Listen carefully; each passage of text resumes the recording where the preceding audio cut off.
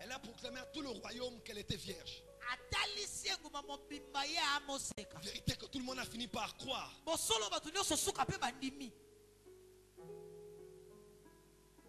Et quelques temps après, elle est tombée enceinte.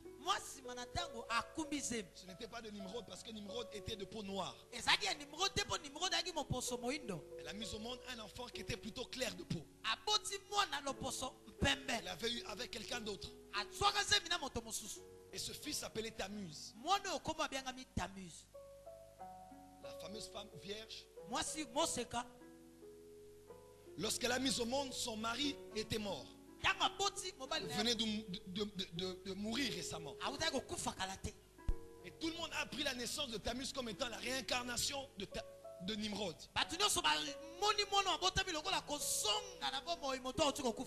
La vierge qui a un enfant.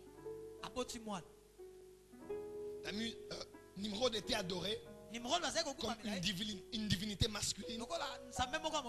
Et Sémiramis comme une divinité féminine.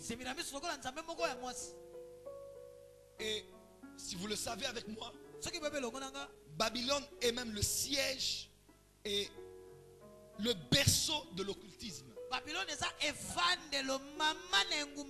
Tout ce que l'on connaît dans l'Égypte ancienne. Parce que les occultistes aujourd'hui travaillent l'occultisme. Ils savent tous qu'ils ont tiré la franc-maçonnerie et tous les autres, soit de Babylone ou de l'ancienne Égypte. Mais en vérité, tout vient de Babylone. Cette capitale était même le siège de l'occultisme et de l'idolâtrie. Du reste, cette tour de Babel que vous voyez, Dieu n'a pas été contre cela à cause de sa valeur architecturale,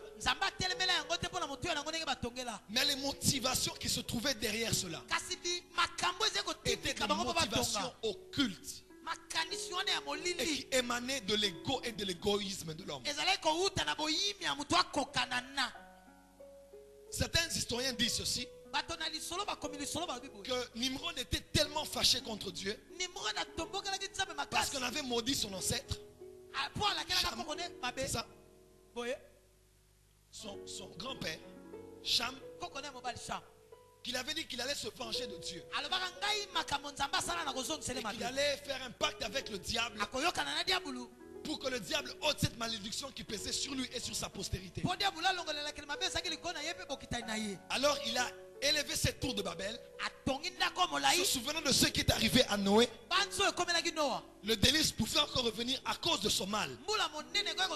Alors il s'est dit, même si un autre déluge arrivait, nous serons protégés parce que nous serons tellement au-dessus que les eaux ne pourront pas arriver là où nous sommes.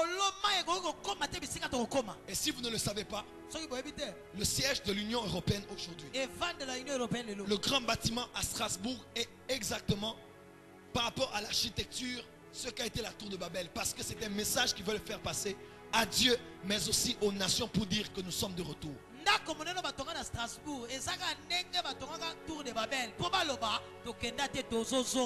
Ensemble, bâtissons, faisons-nous un nom pour ne pas être dispersés. C'est ce que l'Union européenne est en train de faire aujourd'hui. Parce que tout part de Babylone.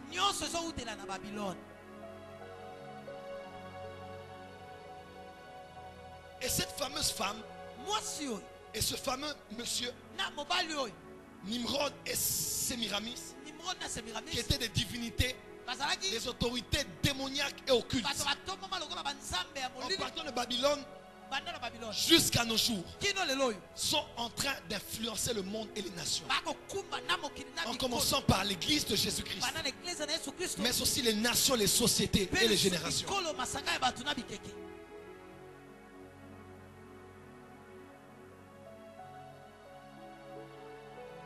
Elle a été appelée de plusieurs noms au travers de l'histoire.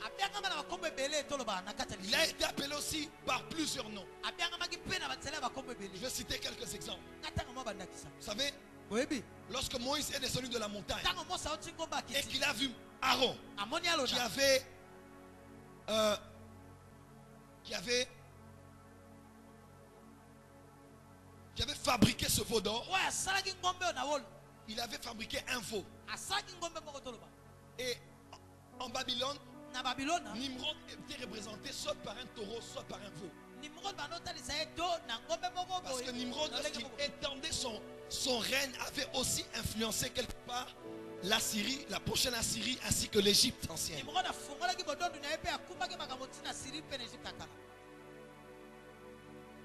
Et lorsque Aaron le faisait, il était en train de fabriquer ce qui représentait Nimrod chez les Égyptiens. Est-ce que je peux évoluer? Lorsque le prophète Élie s'est élevé pour contrer Baal et Astarté, 450 prophètes d'Astarté. Baal, c'est lui Nimrod. Parce qu'il s'appelait aussi Baal. Astarté, c'est l'image de Sémiramis, celle qui était adorée et vénérée. En ce temps-là, matérialisé par Jézabel, il s'est élevé en cette période pour tuer les prophètes. Vous vous rendez compte, c'est les mêmes choses qui reviennent. Pour tuer les prophètes. Jézabel a fait deux choses dans la contrée. De un, elle a tué les prophètes. De deux, elle a laissé d'autres prophètes vivants mais dans des cavernes. C'est-à-dire, on ne vous tue pas, mais on vous laisse dans un contexte tel que vous allez manger du pain et boire de l'eau, mais vous aurez l'incapacité de sortir la tête et de vous joindre à Élie pour parler devant l'autorité. Ce même esprit se trouve dans notre cité. Elle a tué des prophètes, mais il y a beaucoup de prophètes qui sont vivants, se contentant de lire des livres et de prier dans des retraites, mais être coincé dans un système où ils vivent dans l'improductivité, dans des problèmes financiers, dans des problèmes de foyer, dans des problèmes de leadership avec les collaborateurs, ou dans des problèmes de peur.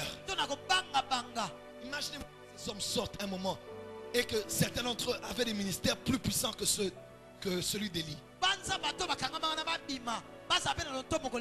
Si un lion peut régir et terroriser tout ce pays, que dire de 10 lions? 100 lions. Et il y a une autorité spirituelle dans ce pays qui est en train de planer, en tuant nos frères, mais en laissant d'autres vivants, mais dans des contextes où ils ne peuvent pas exploser. Parce que Jézabel est celle qui était celle qui était entourée des eunuques, des personnes castrées qui étaient incapables de reproduire. Et même quand dans Jérémie on parle de Babylone qui a infiltré Jérusalem, le chef des eunuques était là aussi. Parce que là où Babylone est, l'improductivité se manifeste. Regardons nos églises aujourd'hui. Sommes-nous productifs ou pas?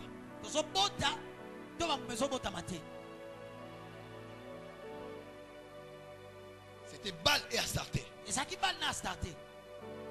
Salomon a adoré Baal et Astarté lorsqu'il a embrassé plusieurs autres femmes. Lui qui avait bâti un hôtel à l'Éternel était maintenant celui qui bâtissait les hôtels à Baal et à Astarté.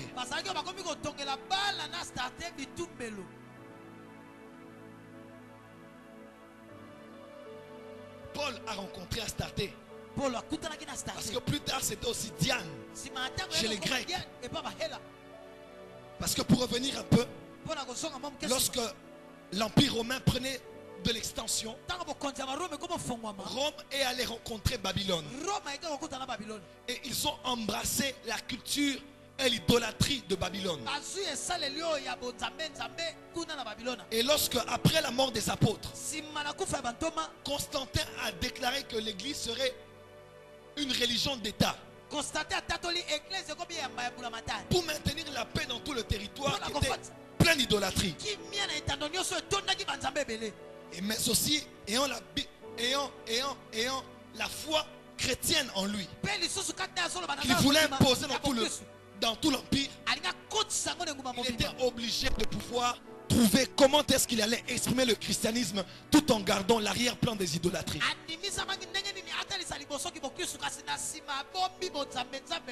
Alors que les temps qui sont venus, il a finalement établi le culte de Sémiramis, qui était cette vierge qu'on appelait en Babylone la mère de Dieu, et qui était adorée, détruisant et salissant l'image de cette femme que Dieu avait choisie par sa grâce, par laquelle le Fils de Dieu est venu au monde. Et le culte de Marie est venu.